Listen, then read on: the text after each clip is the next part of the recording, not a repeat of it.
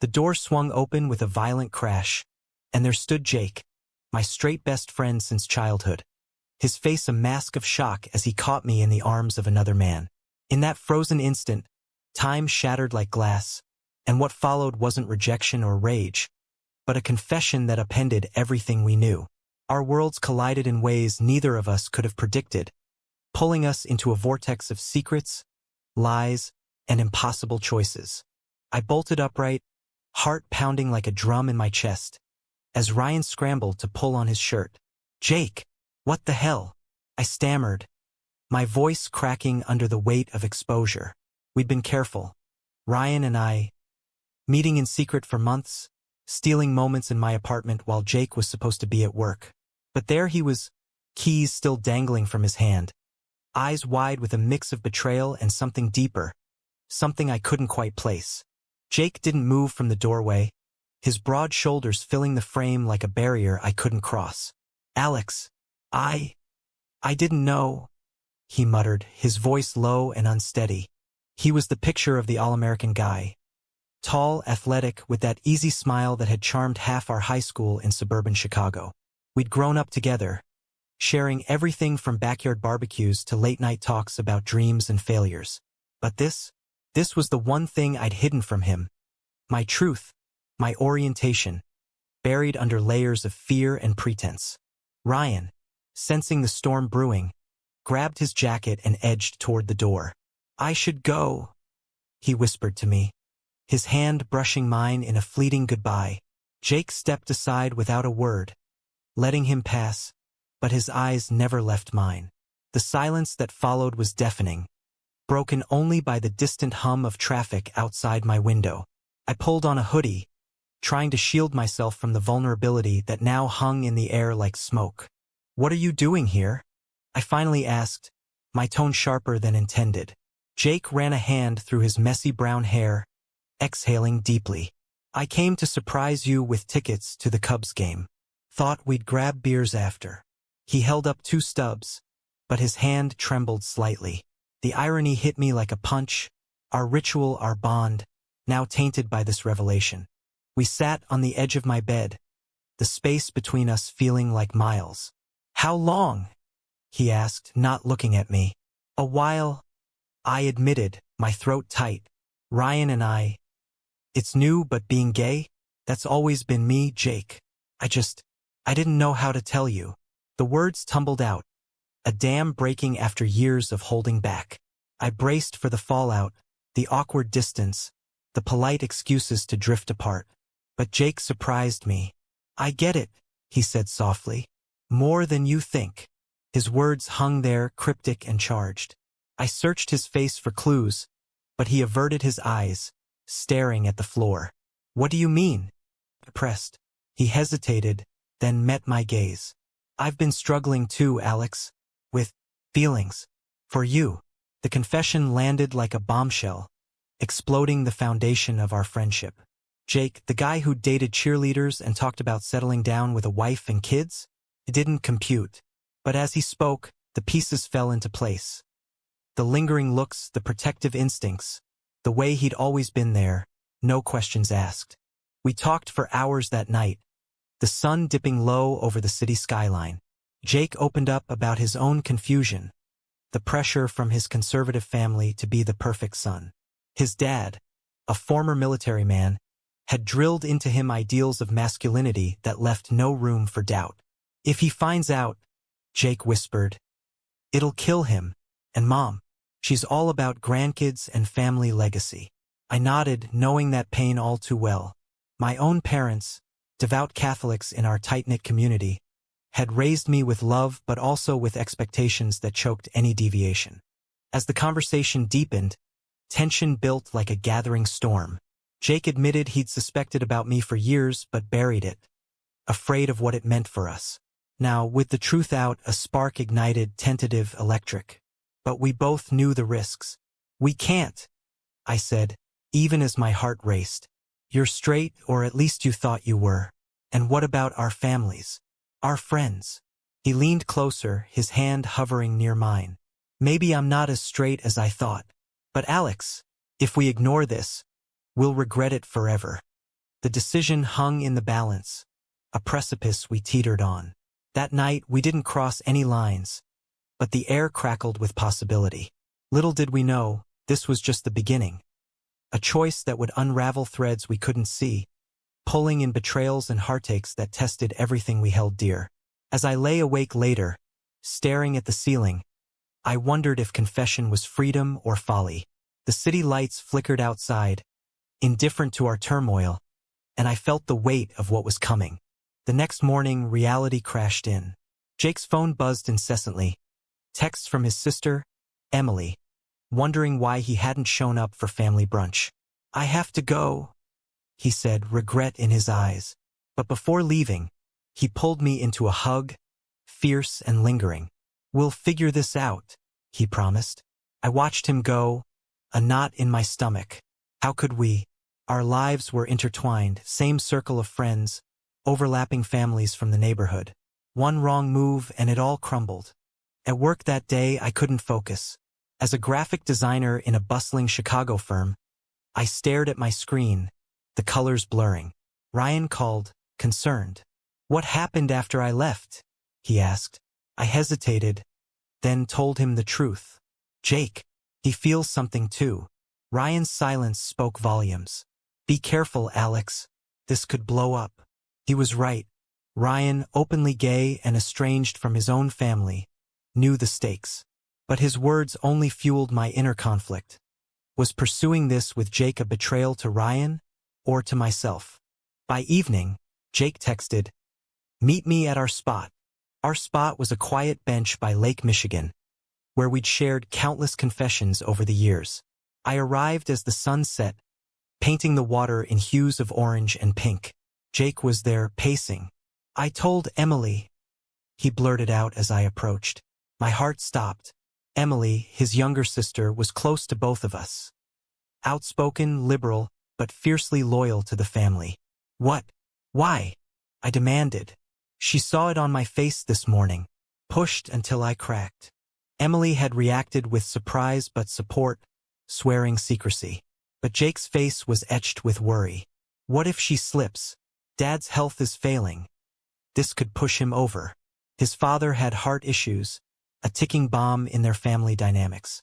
We sat, shoulders touching, as waves lapped the shore. The conversation turned to us, what this meant. "I don't know if I'm ready," Jake admitted.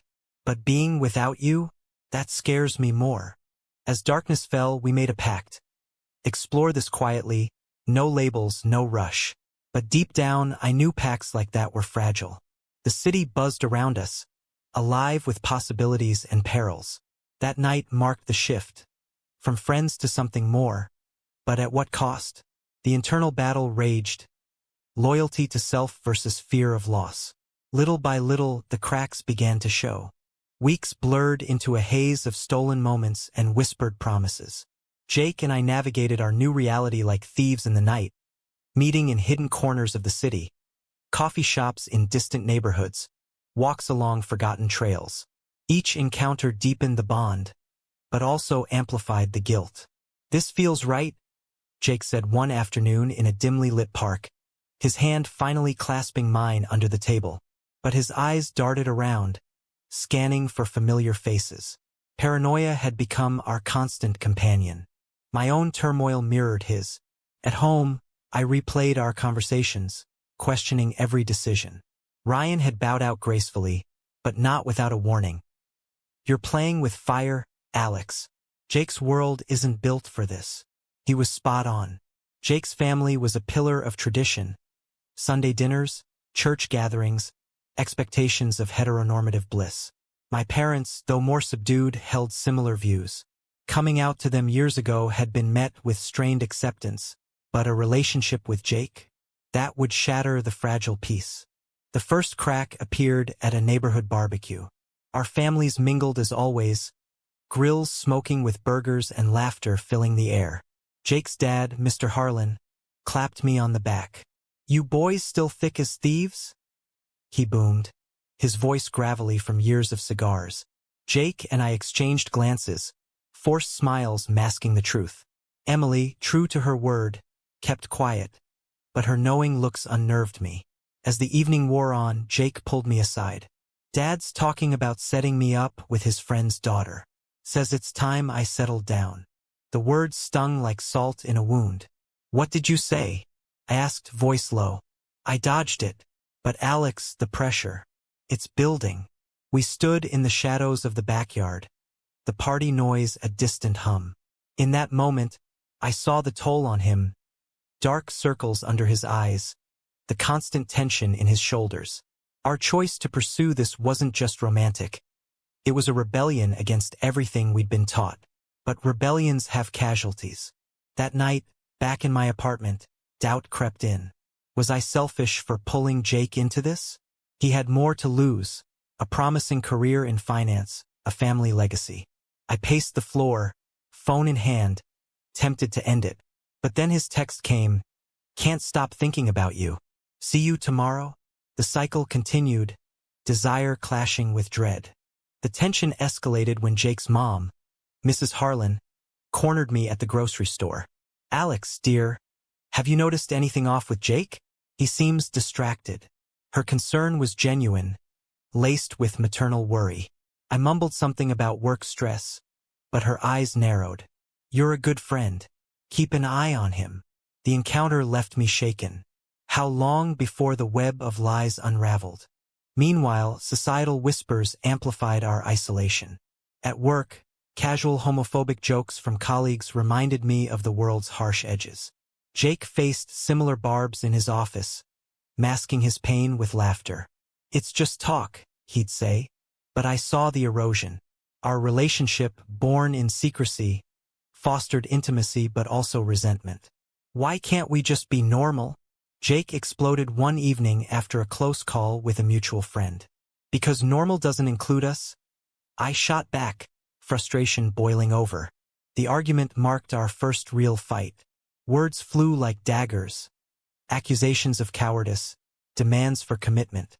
"If you're ashamed, then walk away," I challenged. Jake's face crumpled. "I'm not ashamed of you. I'm ashamed of hiding." We reconciled in tears, but the damage lingered, a fissure widening with each passing day. Then came the betrayal that shifted everything. Emily, under pressure from her parents' probing, confided in her boyfriend, Mark. Mark, a loose cannon with a grudge against Jake from old rivalries, saw an opportunity. At a family gathering, he dropped hints, veiled but pointed. "Heard Jake's been spending a lot of time with Alex. Wonder what's up." The room tensed, eyes turning to us. Jake deflected masterfully, but the seed was planted. That night, Jake confronted Emily. "How could you?" he hissed over the phone as I listened in. She sobbed apologies, but the trust was broken. "I thought Mark would understand," she pleaded. Jake hung up, fury etched on his face. "This is what happens when we hide. Poisons everything." We sat in silence, the weight of her action hanging heavy. Emily's slip wasn't malice, but fear of the family's reaction if she stayed silent too long. The incident forced a decision. "We have to tell them," Jake said, resolve hardening. "Before it blows up." Terror gripped me. My parents would be devastated, seeing it as a double betrayal, me with their expectations, and Jake as the corruptor. But backing out now meant losing him. "Okay," I agreed, heart racing. Together. As we planned the confrontation, the city seemed to close in. Chicago's bustling streets, once a haven, now felt like a cage. Friends noticed our distance, probing with innocent questions that felt like interrogations. The internal conflict peaked. Was love worth the destruction? Jake's health suffered. Sleepless nights, lost appetite. I mirrored him, anxiety gnawing at my core. The day arrived like a storm front. We chose neutral ground, a quiet cafe downtown. But before we could act, Mr. Harlan called Jake. "Son, we need to talk. Now." The urgency in his voice spelled trouble. Jake's face paled. Mark told him something. Panic surged. We rushed to the family home, the drive a blur of what-ifs. Pulling up, we saw the cars, Emily's, Mark's, even my parents. My stomach dropped. This wasn't a talk. It was an ambush. As we entered, the living room crackled with tension. Mr. Harlan stood, arms crossed. "What's this I hear about you two?" The question hung, accusatory and final. Jake squeezed my hand, a silent vow. But in that moment, I knew the price was about to be paid in full. The room fell into a suffocating silence as all eyes locked on us. Mr. Harlan's face was a thundercloud, his wife clutching a tissue beside him. Emily sat red-eyed, Mark smirking in the corner like he'd won a prize. My parents, summoned under false pretenses, looked bewildered and hurt. "Alex, what's going on?" my mom asked, her voice trembling. Jake stepped forward, his grip on my hand tightening. "Dad, everyone, Alex and I are together. We're in love." The words detonated like a grenade. Mrs. Harlan gasped, hand flying to her mouth. My dad shook his head, muttering, "No, this can't be." Mr. Harlan's reaction was volcanic. "What the hell do you mean, together? You're straight, Jake. This is unnatural." His bellow echoed off the walls, veins bulging in his neck. I flinched, but Jake stood firm. "It's not a choice, Dad. It's who I am." Chaos erupted. Accusations flew. Mr. Harlan blamed me for corrupting his son. My mom wept about lost grandchildren. Emily defended us weakly, while Mark fueled the fire with snide remarks. "Told you something was off," he sneered. Jake rounded on him. "You had no right." The confrontation escalated, voices overlapping in a cacophony of pain and prejudice. In the midst of it, my inner turmoil raged. I'd anticipated anger, but not this visceral rejection. My dad's quiet disappointment cut deepest. "We accepted you, Alex, but dragging Jake into this? As if it were a contagion."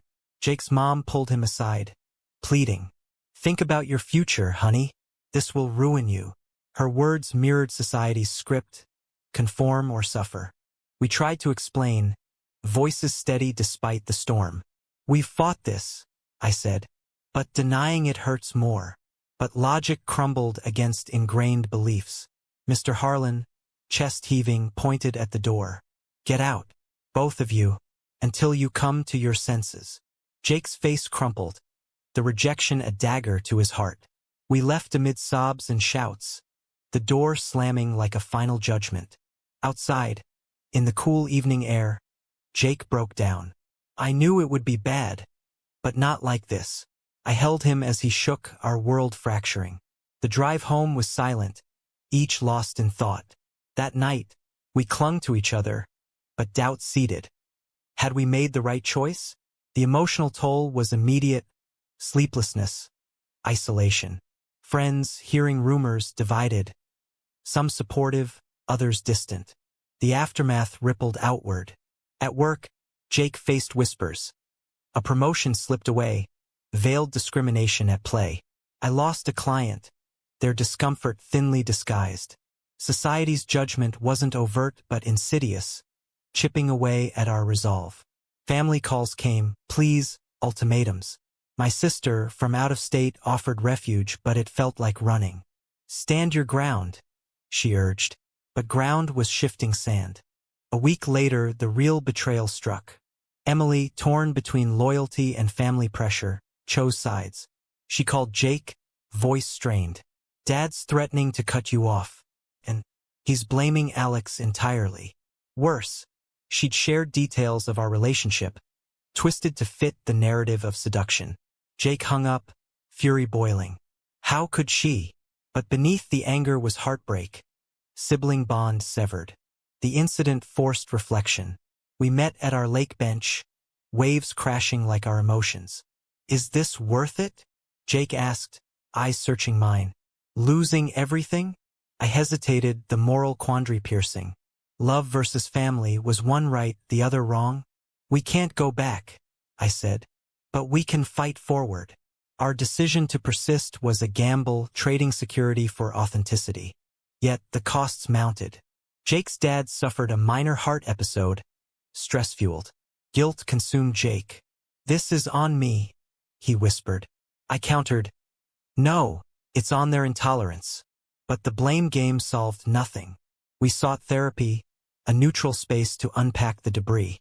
The counselor probed, What are you willing to sacrifice? The sessions unearthed deep-seated issues, Jake's repressed identity, my fear of abandonment. Progress was slow, painful. Socially, we navigated minefields. A mutual friend's wedding became a battleground, invited but whispered about. We attended, heads high, but the stairs burned. One drunk guest confronted Jake. "Dude, you're throwing it all away for this?" Jake's retort was sharp. "No, I'm claiming my life." The exchange empowered, but exhaustion followed. As months passed, glimmers of hope emerged.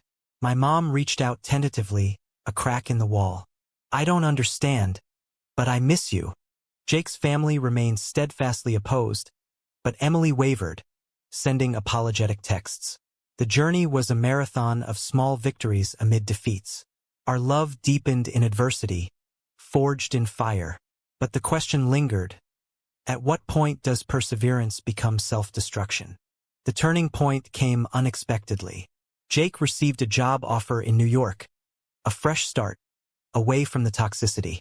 "We could go," he said, excitement mingling with fear. The choice loomed. Stay and fight, or flee and rebuild. I weighed the ethics. Abandoning family felt like betrayal, but staying meant endless war. "Let's go," I decided, heart heavy. Packing boxes symbolized closure, but also loss. Saying goodbyes was gut-wrenching. My parents' farewell was tearful, a fragile bridge. Jake's family refused to see him, a final cut. As the plane lifted off, Chicago shrinking below, relief mixed with sorrow. New York promised anonymity, but the scars remained. We arrived in the bustling city, a blank canvas. But freedom came at a price. Roots severed, identities reshaped. New York hit us like a whirlwind. Towering skyscrapers, endless crowds. An anonymity that was both liberating and lonely. We settled in a cramped Brooklyn apartment. The hum of the subway a constant backdrop to our new life. "This is us now," Jake said, unpacking boxes with forced optimism. But beneath the surface, the move's repercussions simmered. Uprooting hadn't erased the pain. It merely relocated it. Jake threw himself into his new job at a progressive finance firm, where acceptance was the norm. "No more hiding," he beamed after his first day. I found freelance design work, the city's creative energy fueling me. For the first time, we held hands in public, kissed without fear. But freedom amplified the void. Family calls dwindled, friends faded. Isolation crept in, a silent adversary. The internal conflicts resurfaced in quiet moments. Jake stared at old photos, guilt etching his features. "Did we run away?" he asked one night, wine glass in hand. "Or did we save ourselves?" The moral ambiguity haunted us. Society praised coming-out stories with happy endings, but ours was messy, fraught with collateral damage. Emily's sporadic messages were daggers. "Dad's not the same. He misses you." Jake's resolve wavered. "Maybe I should go back, apologize." I pushed back. "Apologize for what?" "Being you." Our arguments reignited, echoes of Chicago. But now, without the buffer of familiarity, they cut deeper. One heated exchange ended with Jake storming out, returning hours later with apologies. "I can't lose you too," he admitted. The cycle of damage and repair tested our bond, revealing fractures we hadn't mended. Socially, New York offered communities, LGBT groups, events where we fit seamlessly. At a pride mixer, we met others with similar tales. Family estrangement, rebuilt lives. "It gets better," a veteran activist assured us, but better felt relative. Jake volunteered at a youth center, channeling pain into purpose. "If I can help one kid avoid this hell," he said. His awakening was profound, a shift from denial to advocacy. Yet the past clawed back. A surprise visit from my sister brought news. "Mom's softening. She wants to talk." Hope flickered, but Jake's family remained a wall. Mr. Harlan's health declined further. News delivered via Emily. "He's asking for you," she texted. Jake agonized. "If I go, it's admitting defeat. If I don't, and something happens." The dilemma tore at him, duty versus self-preservation. We debated endlessly. Family isn't just blood, I argued. It's who stands by you. But Jake's roots ran deep. The choice culminated in a solo trip back to Chicago.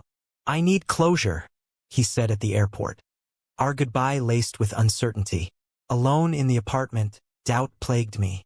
Was this the beginning of the end? Jake's updates were sparse. Tense meetings, partial reconciliations. Dad listened, but he's stubborn.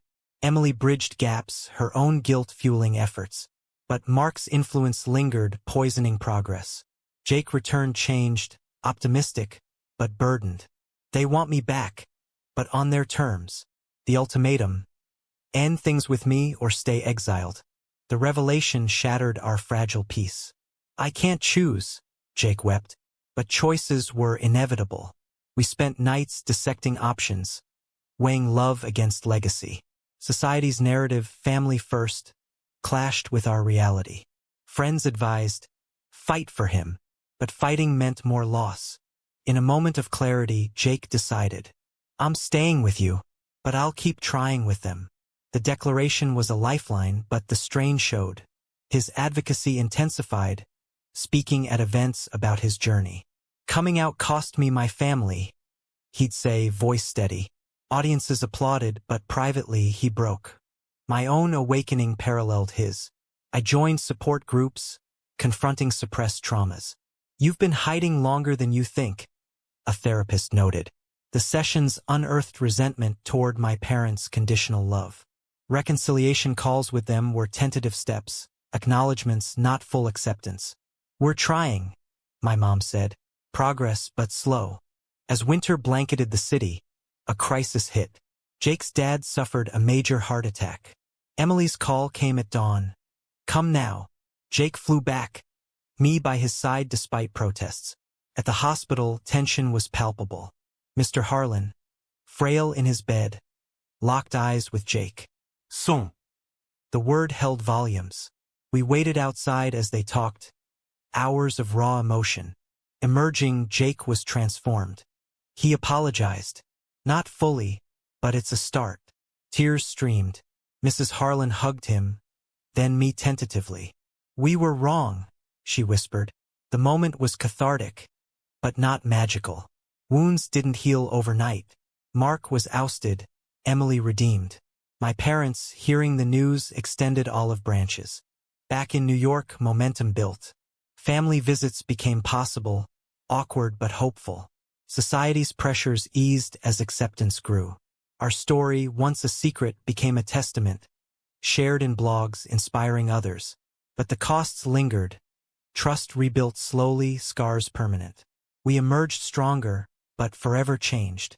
Years passed in a rhythm of growth and reflection. New York our anchor amid lingering storms.